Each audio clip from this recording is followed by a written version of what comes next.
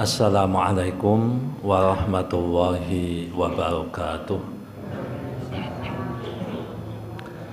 Liridha'illahi ta'ala wa li syafa'ati rasulillah wa li ijabatil mas'ul wa li qadha'i hajatina wa li shifa'i jami'i maradina wa li naili ilmin nafi' wa ila hadratin nabil mustafa Muhammadin sallallahu alaihi wasallam wa ila alihi wa dhurriyyatihi wa alihi Suzanillah hadrati Imam An-Nawawi. Al-Fatihah.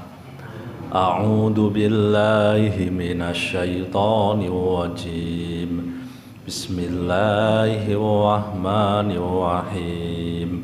Alhamdulillahi rabbil alamin. Ar-Rahmanir Rahim. Maliki yaumiddin. Iyyaka na'budu wa iyyaka nasta'in. Ihdinas siratal mustaqim. Siratal ladzina an'amta 'alaihim ghairil maghdubi 'alaihim waladdallin. Amin. Bismillahirrahmanirrahim. Qala al-muallif rahimahullahu ta'ala wa nafa'ana bihi wa bi'ulumihi fid dharaini amin. Bismillahirrahmanirrahim. Kita sampai hadis nomor 18. An Abi Dzarrin Jundab ibni Junadah wa Abi Abdurrahman Mu'adz ibni Jabalin radhiyallahu anhuma an Rasulillahi sallallahu alaihi wasallam qala ittaqillaha haitsu ma kunta wa atbi'is sayyi'atal hasanata tamhuha wa khaliqin nasa bi khuluqin hasanin. Rawahu Tirmidzi wa qala haditsun hasanun. Wa fi ba'din nusakhi hasanun sahihun. Bismillah, alhamdulillah, wassalatu wassalamu ala rasulillah, amma ba'd. Bapak Ibu hadirin hadirat rahimakumullah. Diriwayatkan di dalam hadis ini oleh Abu Dzar Al-Ghifari. Jadi perawinya ada dua. Pertama adalah Abu Dzar Al-Ghifari dan Mu'adz ibni Jabal. Ada dua sahabat. Sahabat yang pertama Abu Dzar Al-Ghifari ini termasuk salah satu as-sabiqunal awwalun yang pertama-tama masuk Islam. Jadi beliau itu dari tempat namanya Ghifar ya. Jadi tempat namanya Ghifar, beliau itu dulu sempat jadi tanda kutip itu penjahat. Sempat jadi itu, beliau orangnya kendel. Terus kemudian beliau juga masuk Islam secara terang-terangan.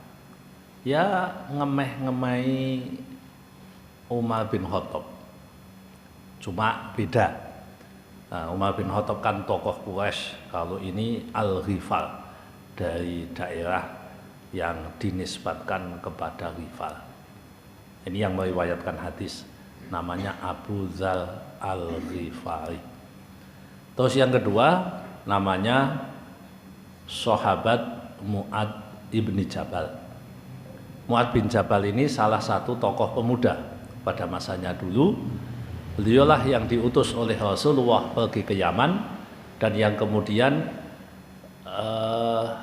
diskusi atau dialog antara sahabat Mu'adz dengan Rasulullah yang menjadi landasan adanya ijtihad sebagai dalil ketiga. Dalil itu kan Quran, dalil itu kan hadis, dalil itu kan ijtihad. Nah itu asal muasalnya ceritanya berkaitan dengan sahabat Mu'ad. Sahabat Mu'ad mau pergi ke Yaman, beliau ditanya sama Rasulullah, wahai Mu'ad, kalau kamu menemui masalah, apa yang akan kamu lakukan? Beliau mengatakan, saya akan mencari di kitabnya Allah, Al-Quran.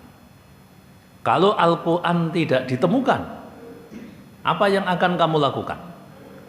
Saya akan mencari di dawuh-dawuh panjenengan atau hadis Nabi. Nabi melanjutkan, kalau di hadis tidak engkau temukan, lalu kamu bagaimana? Saya akan ijtihad, mengerahkan kemampuanku untuk menyelesaikan masalah itu. Makanya kalau ada teman-teman yang terlalu saklek mengatakan jenenge dalil ku ya Quran, dalil ku hadis tok ya. Tok ya artinya tidak ada yang lain dianggap sebagai bukan dalil ya. Ini harus mempertimbangkan apa yang disampaikan oleh sahabat Mu'ad bin Jabal ini. Kalau kita kan mengikuti madhab Syafi'i, lah, kuwi ijtihad, kok ana ijma'. Ijma' niku ijtihate ulama terus sepakat, aku jenenge ijma'. Lah ijma' itu biasanya ijma'us sahabah, ijma'e para sahabat. Walaupun ijma' juga kadang ada 1-2% yang tidak ijma'. Ijma' itu kan kesepakatan. Apa jenengan nek muni sepakat ki apa jo kabeh matuk. Kan kadang voting kan mboten ngoten. Tapi tetap kan disebut kesepakatan. Kalau kita bicara bangsa Indonesia, ini adalah kesepakatan founding father kita. Pancasila adalah kesepakatan. Kan yo ana sing protes. Lah aku kan lama tok. Tetapi kan wis dadi kesepakatan. Jadi kesepakatan belum tentu terus 100% niku. Lah nek golek 100% apa enten to Bapak Ibu? Di dunia ini yang 100% niku sing pundi? Karena ya susah, tapi tetap itu disebut sebagai ijma. Makanya dalam madhab Syafi'i runtutan dalil itu Quran, sunnah atau hadis, ijma'. Lah jebule ijma' wae ora ana terus piye? Nah, menggunakan yang keempat namanya analog. Analog niku madake. Nek iki banyu putih, iki banyu putih. Nah, dipadake. Melke beda, niki melke ditetel terus padha sama-sama air ini bisa untuk wudu. Nah, sama-sama air untuk wudu karena apa? Podo-podo banyu putih. Lho Pak, melke beda lho Pak. Wadahe lah podo. Betul. Wadahe lah podo, melke lah podo, warnane lah podo. Tapi banyune podo. Substansinya sama. Lah, substansi yang sama itu boleh disamakan. Itu namanya qiyas atau analog. Menyamakan satu dengan yang lain. Nah, kalau jenengan kan ini apa ini? Tisu. Ini apa ini? Kertas. Padha boten? Sama. Loh, tapi iki gawe ngulapi keringet HP-na apa atos? Ya iya, tapi kan sama-sama kertas. Itu namanya menyamakan. Jadi yang sama apa? Makanya nanti antara yang dikiaskan dengan yang mengkiaskan harus ada kesamaan, dan kesamaannya itu harus kesamaan yang besar. Persentase kesamaannya harus tinggi, sehingga kalau tidak sama nggak bisa kula jenengan ora padha terus muni padha ngoten. Maka kesamaannya harus diukur betul-betul. Sama betul atau tidak. Ojo-ojo banyu kalau bensin. Pak, kan padha beninge umpamane. Banyu kalau minyak wangi. Entuk lagi wudu Pak, kan podo-podo benda cair, podo-podo bening. Loh tapi iki mambu kok, iki lah mambu. Mambu ini mambu asal sisan. Ah, berarti ini air tidak mensucikan. Lah kok iso? Ya iya karena tidak sama. Tapi kan sama cair. Iya, substansinya beda. Ngoten niku jenenge qiyas. Nah ini supaya kita tahu hadis ini diriwayatkan oleh sahabat Mu'ad. Sahabat Mu'ad itulah yang menjadi cikal bakal dari para ulama untuk menyebutkan apa yang disebut dengan ijtihad. Ben kula jenengan sedikit banyak ngertilah tentang bagaimana prosedur istimbatul hukmi atau pengambilan hukum yang dilakukan oleh para ulama. Ben ngerti. Dadi ngoten niku mboten sembrono, mboten sembarangan. Terus wah kias kabeh padha. Mboten. Itu tetap harus ada unsur-unsur yang disamakan apa. Oke, Bapak Ibu, lanjut ke materi hadisnya nggih. Tadi kan baru membahas tentang perawinya. Diriwayatkan dari Rasulullah sallallahu alaihi wasallam, beliau bersabda, "Ittaqillaha haitsu ma kunta." Takutlah atau bertakwalah kalian kepada Allah dimanapun kalian berada. Nah ini Bapak Ibu kayaknya penting di zaman modern ini. Takutlah kalian kepada Allah, bertakwalah kalian kepada Allah dimanapun kalian berada. Dimanapun. Jadi haitsu ma kunta itu bisa keberadaan kita di tengah masyarakat atau dalam keadaan sepi. Ning masjid, kau di luar masjid. Jangan dikira orang di dalam masjid itu terus dia tidak takut dosa. Terlalu naif kita kalau mengatakan bahwa di masjid tidak akan ada dosa. Lho kok ana sandal ilang piye? Nyatane ana sandal ilang, kok tak infak ilang yo. Oh enten kok. Berarti kan ana wong jahat ning masjid. Artinya dimanapun tempat itu ada potensi kejahatan. Yang mengerem kita itu apa? Takwa Allah. Takut sama Allah. Wedi karo Gusti Allah. Mulane Bapak Ibu jenengan mau dimanapun tempat wedi yo. Padha ngeten. Kula ngomong. Katut ayat hadis niki. Kamu yang sedang ngomong takut sama Allah. Aja sembrono nek ngomong. Jangan bikin fatwa yang aneh-aneh. Jangan mengutip hadis palsu. Jangan menyampaikan sesuatu yang tidak benar. Nah, ini ku ittaqillaha haitsu ma kunta. Sebabnya napa Bapak Ibu? Hati-hati wong ngomong. Kaya kula niku dosane iso akeh nek ora hati-hati. Nah, iso hati-hati. Cerita hadis palsu. Lho, do cerita hadis palsu senengane sebagian orang. Hadis palsu diceritakno, mendoktrin masyarakat dengan hadis palsu. Padahal Nabi mengatakan, sing sapa wonge, kata Nabi, bohong atas nama saya, kuwi ora sangka Kanjeng Nabi, disebutke sangka Kanjeng Nabi, ora dicethake. Maka kata Nabi, faliyatabawa maq'adahu minan nar. Kono siapno tempatmu ning ngene neraka. Hati-hati Bapak Ibu. Lane kula niku ada wedinan sing ngoten niku. Tidak berani mengutip sing aneh-aneh. Nggih. Kalau saya aneh-aneh ditegur saja. Dilingke, Pak ketoke hadis sing jenengan kutip, mbok menawa jenengan ahli hadis kan tahu. Pak jenengan sing kutip niku hadise cetha. Ya, nanti kalau salah kan kita revisi. Kalau memang betul salah, ya kita revisi. Tidak berani Bapak Ibu. Nah ini ittaqillaha haitsu ma kunta. Takutlah kalian kepada Allah dimanapun kalian berada. Jangan sembrono ora kena kula panjenengan. Jangan merasa aman dari apa yang disampaikan oleh Allah.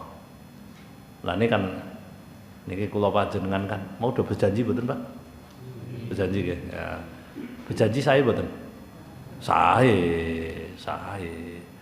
Berjanji saya sebab kula panjenengan cinta kepada Rasulullah. Kita baca sholawat, kita baca sirah. Itu sae. Tapi ojo nggawa hadis palsu ngoten. Kenapa? Saya itu kan di tengah masyarakat Bapak Ibu. Ana sing pro maulid, ana sing anti maulid kan ngoten. Ngadepi wong-wong sing anti maulid niku, nek ana kanca-kanca nggawa hadis palsu dan saya tahu, saya kan ndak bisa bela. Lah wong sing disebutke hadisnya palsu mosok kon bela ya mboten wani to nggih. Ah mending meneng kan. Kadang kan ketika kita bicara tentang maulid Nabi itu kan cok kebablasan, cok ya mboten kabeh. Cok kebablasan. Ya kita maulid Nabi, baca Dipa, baca Nathal, baca Al-Barzanji, baca. Karena itu bagus. Sebagai wujud kecintaan kita kepada Rasulullah. Kita motivasi orang agar mau membaca Maulidul Rasul. Kita motivasi agar orang cinta kepada Rasulullah secara proporsional.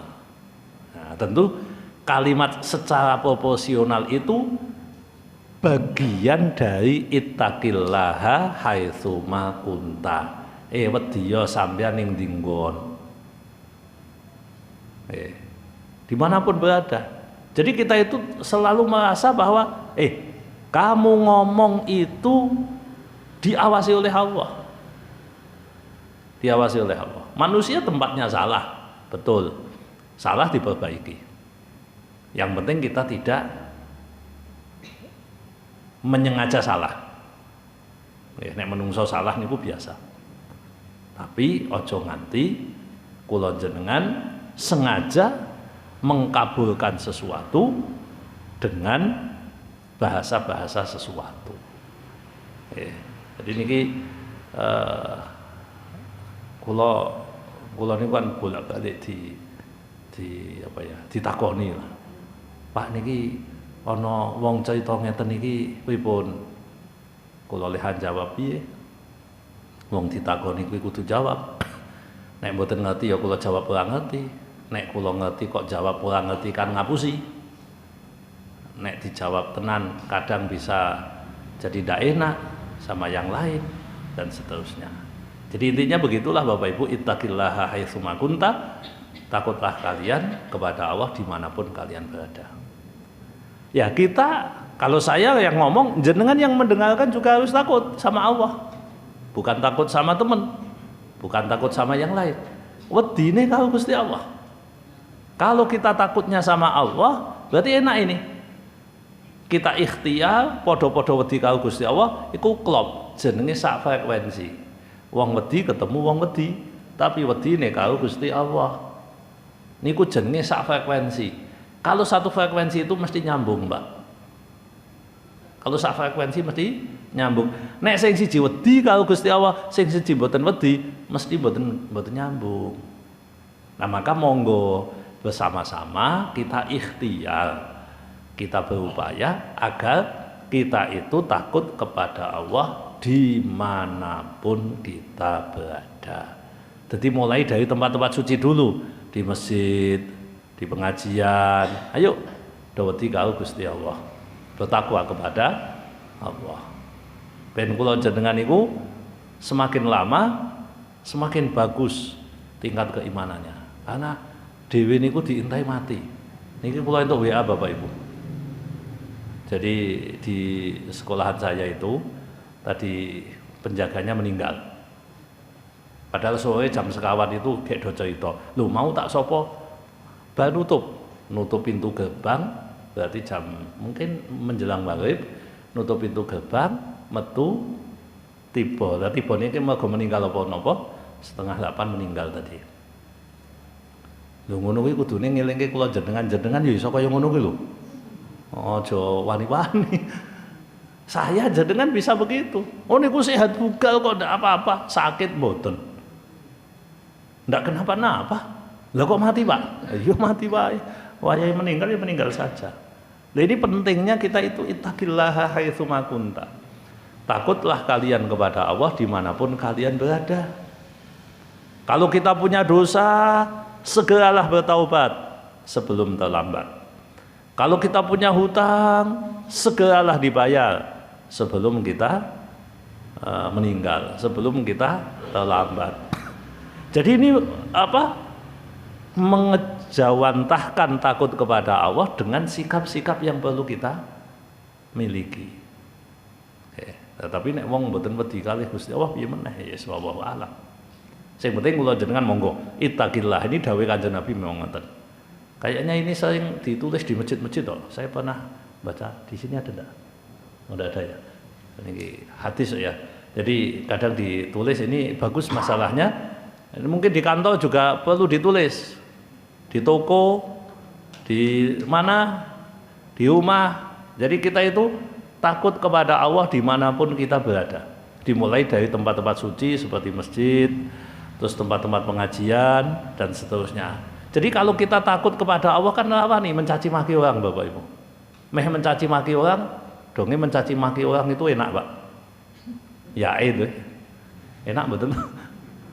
Muna-muna ke sini dasar, wah kita enak ya itu. Nek kula mboten enak masalah. Kenapa Anda tidak berani mencaci maki? Dasar pengecut. Oh, duwe kendel.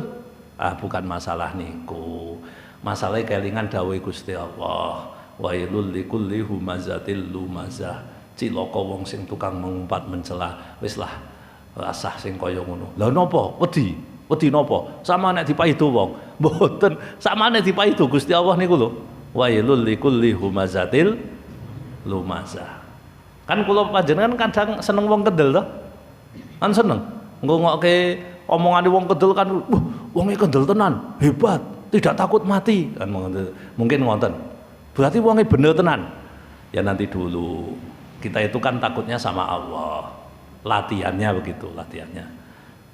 Jadi takut wailul likulli humazatil lumazah, celaka wong sing senengane mengumpat dan mencela. Ya wis rasah melu-melu. Ya, berikutnya Bapak Ibu, ittaqillaha haitsu ma kunta wa atbi'is sayyi'atal hasanah. Kalau kita punya sayyi'ah, kita punya kejelekan, kita punya dosa, kata Nabi di sini, ya manusia dosa itu ya wajar. Wajar, bukan boleh loh ya. Wajar. Wajar itu ya artinya sebuah kewajaran manusia itu dosa. Kalau dia berbuat dosa, maka ikutilah wa'ad bi sayyi'ata al hasanah, dengan kebaikan.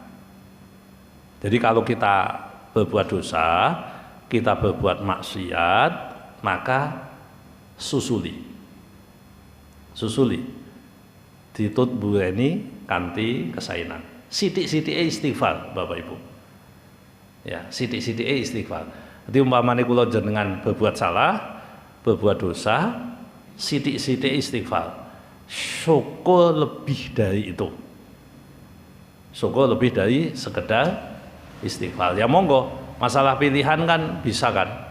Salat bisa menghapus dosa, puasa bisa menghapus dosa, kemudian sedekah bisa menghapus dosa, lalu apalagi baca zikir tertentu bisa menghapus dosa. Intine nek wis nglakoni elek ya susuli dengan kebaikan. Ini petuahnya atau nasihatnya Nabi. Wa'at bi sayyi'atal hasanata.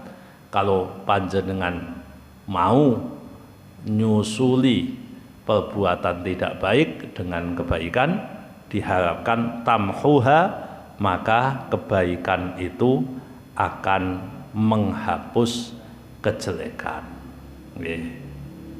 Nah, sakniki bahasan ulama nggih.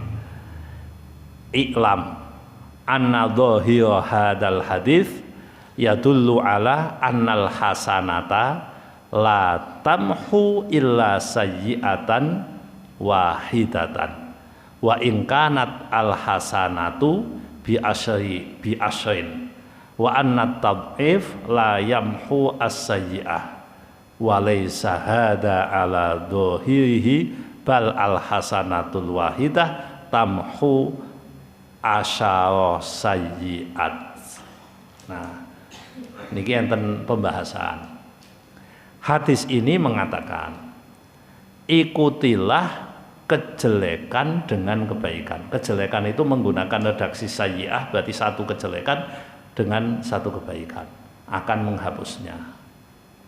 Pertanyaannya, kebaikan satu menghapus satu ataukah tidak? Zahir hadis mengatakan kebaikan satu menghapus kejelekan satu. Kebaikan satu nutupi kejelekan satu. Itu zahir hadis. Tapi menurut apa yang disampaikan di kitab ini, walaysa hada ala dhahirihi, tetapi ini bukan seperti zahirnya. Tetapi al hasanatul wahidah, kebaikan yang satu, tamhu asyar sayyi'at, menghapus 10 kejelekan. Jadi menghapus kejelekan. Nah, ini lumayan Bapak Ibu. Kalau melihat ini, kita ini lumayan. Satu kebaikan menghapus 10 kejelekan. Dan ini banyak. Jenengan ki lho mangkat ngaji, pergi ke masjid ini, setiap langkah insya Allah bisa menghapus kejelekan. Setiap langkah. Ya tidak tahu yang dihapus 1 apa 10. Tapi artinya ini adalah cara yang bisa kita lakukan. Tadi siang kita dosa, tadi siang kita salah. Dengan berangkat ke majelis ilmu dengan niat yang baik, dengan niat yang tulus, yang ikhlas, karena mencari ridhonya Allah, maka insya Allah kita akan dihapus kesalahan-kesalahannya. Akan enak. Jadi jalan menghapus kesalahan banyak Bapak Ibu. Jangan monopoli satu hal, mboten. Banyak. Kita itu kan jalan menuju rumah banyak. Pokoknya nek ana dalan mlebu swarga wis melu. Lewat dalan kidul melu, dalan lor melu, dalan kulon ya melu, dalan wetan melu. Mboten usah kula jenengan memonopoli satu saja. Atau bahkan kita mengatakan, ora ana dalan lewat surga kene tok. Ndak usah. Ahli zikir bagus, bagus. Ahli puasa bagus, bagus. Ahli maca Quran bagus, bagus. Ahli pengajian bagus, bagus. Ahli tahajud bagus, bagus. Paling apik ndi? Paling apik lakoni kabeh. Waduh, ya apa to, Pak? Nek ora iso kabeh, sing penting aja tinggalke kabeh. Kula jenengan, wah, kula nek dalu kesel, Pak. Kula nyambut gawe nganti jam 10 bengi, nganti jam 11. Nek kon tangi jam 3 isuke kula ngantuk, Pak. Lah terus kula iso tahajud, Pak. Lah terus piye? Ya berarti ora iso dadi ahli tahajud. Ayo ahli liyane. Kan ngoten. Lah dipaksa-paksa mboten saged, piye maneh? Alternatif selalu ada. Jangan memaksakan diri sesuatu yang kita sendiri tidak bisa. Ya kita lakukan ikhtiar. Aduh, iki ora mampu, iki aku ora mampu. Dan kita tidak boleh menutup jalan orang, itu tidak boleh. Engkau ora tahu ini berarti ora ahli kebaikan. Tidak boleh begitu nggih kula jenengan. Makanya kan tadi saya sampaikan, kita itu ya maulid Nabi, ya mau coba janji, tapi ojo pisan-pisan jenengan muni ngene, sing ora maulid Nabi berarti ora umat Kanjeng Nabi. Jangan. Sing ora gelem maca dibak berarti anti terhadap Nabi. Ndak boleh. Berarti sing ora maca berjanji ora entuk syafaat Nabi. Itu ndak boleh. Tidak boleh, karena itu pernah terjadi. Muka-muka jenengan boten lah. Kita jangan monopoli. Lu tapi kan kita harus sholawat kepada Nabi. Lah yo sholawat kan carane akeh. Jenengan ngubengke tasbih niku lho sedina ping 1000 iso. sallallahu ala Muhammad, sallallahu ala Muhammad, sallallahu ala Muhammad. Kan bisa. Bisa. Apakah itu bukan cinta kepada Nabi? Itu cinta kepada Nabi. Jadi maksudnya begini, ojo jenengan nek seneng merek aku atau liyane merek elek kabeh niku mboten, padha-padha dombe nake kok. Sing penting padha-padha banyu putih. Nah, ini supaya apa Bapak Ibu?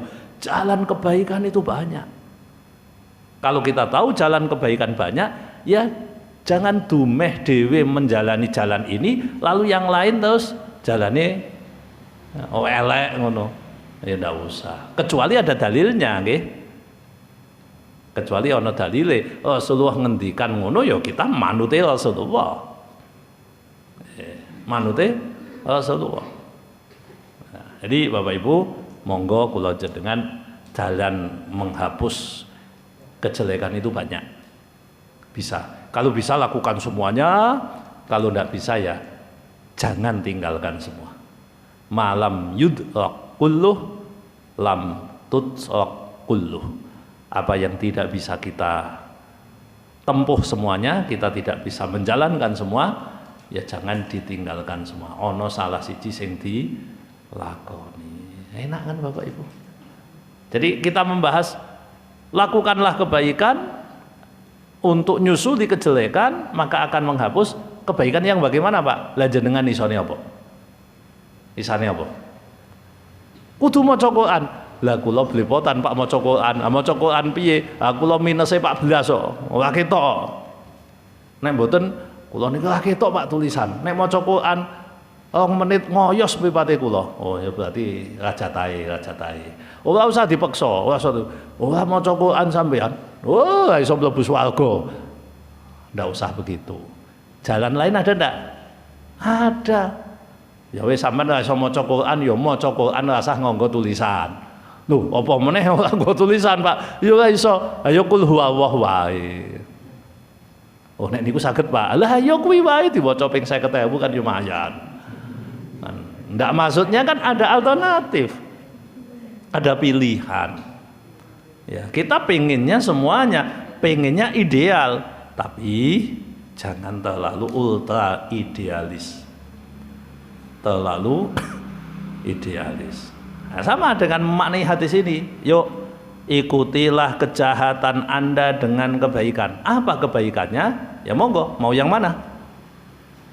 Ya kayak dokter itu, ngasih obat sesuai dengan dosisnya, terus treatment sesuai dengan kemampuannya, fisioterapi anut kemampuannya. Jenengan wasah muni ngangkat kene gampang. Lah nek wong basetoke ngene ngepaske iso kok muni ngangkat kene gampang. Niku lho ngepaske niki kene apa? Cekluk ngono ora iso kok. Muni ngangkat kaya ngene gampang. Sama ibadah juga begitu. Kita mampunya seperti apa? Kita mampunya seperti apa? Jadi kita harus mengerti cara-cara yang seperti itu agar kita bisa toleran sama teman, kita bisa melihat orang lain dengan pandangan husnudzon, kita tidak mau menipu orang, tidak mau ditipu orang, tidak mau menjerumuskan orang, dan seterusnya. Jadi ikutilah kejahatan kita dengan kebaikan. Terakhir Bapak Ibu, wa khaliqin nasa bi khuluqin hasanin. Dan berakhlaklah, berbudi pekertilah kepada manusia dengan budi pekerti yang baik. Ya. Budi pekerti yang baik. Wah, ini maknanya luas ya. I'lam annal khuluqa al hasan kalimatun jami'atun lil ihsani ilan nas. Ketahuilah bahwa budi pekerti yang baik adalah kalimat menyeluruh. Artinya apa ya? Kalimatnya simpel tapi isinya luas. Kalimatun jami'ah. Untuk berbuat baik kepada manusia. Bahkan Bapak Ibu pilihannya juga banyak. Kalau Anda tidak mampu berbuat baik kepada manusia dengan hartamu, maka berbuat baiklah kepada orang lain dengan wajah yang sumeh dan budi pekerti yang baik. Kita mungkin tidak punya harta, kita tidak punya harta jabatan, ya kita punyanya apa? Ya sing sumeh karo kancane, karo wong liya. Tutur katanya kita buat yang sebaik mungkin. Bukan karena pencitraan, tetapi karena menjalankan apa yang memang diperintahkan oleh Rasulullah. Jadi kita ini berlatih, nggih. Jadi kalau kemarin ya di hadis yang kita baca kemarin, kita berakhlak yang baik dengan hewan, bahkan ketika menyembelih pun ada akhlaknya. Apalagi kalau kita bicara dengan manusia. Oke. Jadi kalau kita nganggep menungso niku latihane nggih, latihan akhlak yang baik itu gini. Kalau dia lebih tua, muliakanlah dia karena dia hidup lebih lama, berarti ibadahnya lebih lama dia daripada kita. Niku supaya kita berakhlak baik, ada penghormatan kepada orang lain. Kalau dia lebih muda daripada kita, maka untuk melatih kita, lihat itu, dia lebih muda, dia hidup lebih singkat dari Anda saat ini. Tahun depan tidak tahu, tapi saat ini Anda lebih lama hidupnya, dia lebih singkat. Berarti dosane akeh awake dhewe daripada wong kuwi. Itu caranya untuk menumbuhkan akhlak yang baik. Karena akhlak yang baik dimulai dari hati yang baik. Hati yang baik dimulai dari husnudzon. Husnudzon dimulai dari memandang orang lain baik dulu. Tapi jangan sampai husnudzon yang naif. Husnudzon sing gampang dihapusi, jangan. Husnudzon hanya untuk memandang baik.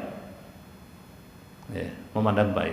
Karena ada penelitian, wong sing husnudzonan, wong apian, kuwi ora iso sukses. Jadi ada simulasi ini.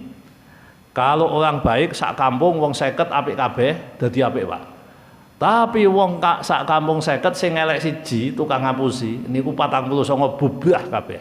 Dihapusi wong siji niku, dihapusi kono kene. Lha kula jenengan niku wong apik tapi ora kena naif. Ora kena gampang dihapusi. Aja. La tadzlimuna wa la tudlamun, jangan dolim dan jangan mau dizalimi.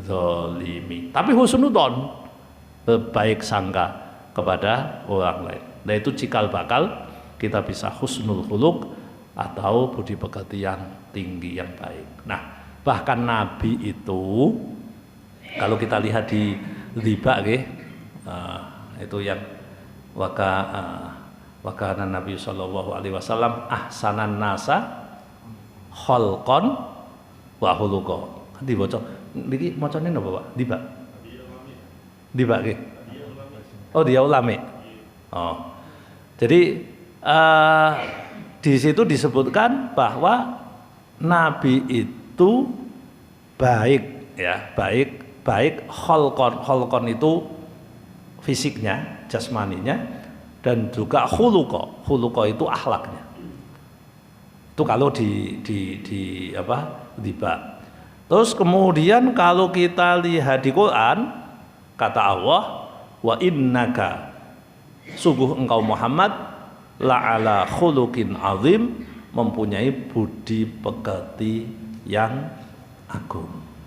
Jadi intinya begitulah Bapak Ibu, Nabi perintah kepada kita untuk berbudi pekerti yang baik kepada manusia karena beliau sudah menjalankan dan itu kehidupan Rasulullah. Ngoten Bapak Ibu, hadis nomor 18 yang bisa saya sampaikan, semoga manfaat, kurang lebihnya mohon maaf. Monggo kalau ada pertanyaan dipersilahkan. Terima kasih.